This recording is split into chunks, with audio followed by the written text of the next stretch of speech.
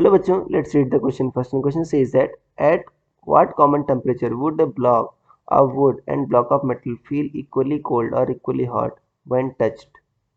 So students, सबसे पहले आपको समझना होगा कि की कंसेप्ट क्या यूज हो रहा है इसमें. की कंसेप्ट इज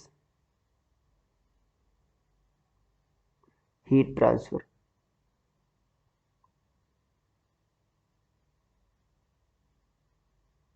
अब देखो बच्चों, हीट ट्रांसफर क्या है? दो बॉडीज के बीच में एनर्जी ट्रांसफर जब उनके बीच टेम्परेचर डिफरेंस.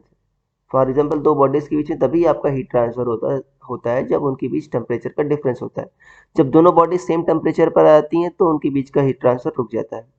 अब इस क्वेश्चन में कह रहा है कि अगर मान लेते हैं सेम टेम्परेचर पर है, फॉर एग्जाम्पल मान लो 10 डिग्री सेल्सियस पर आपका वुड है और 10 डिग्री सेल्सियस पर आपका मेटल है. ये वुड मान लो आप, ये मान लो मेटल. अब कह रहा है क्या आपका दोनों सेम फील होंगे अगर मान लो सेम टेम्परेचर पर फील होंगे अगर हम टच करेंगे तो जाहिर सी बात है आपको मेटल ज़्यादा ठंडा अपीयर होगा. हालांकि दोनों सेम टेम्परेचर पर है फिर भी आपको मेटल ज़्यादा ठंडा लगेगा. क्यों ठंडा लगेगा?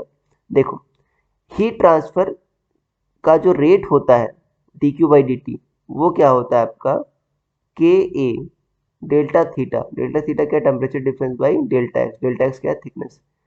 तो यहाँ पर देखो एक टर्म आ रहा है के क्या है आपका? Thermal conductivity. तो जो आप एक्सपीरियंस करते हो टच करने पर वो रेट ऑफ हीट ट्रांसफर होता है.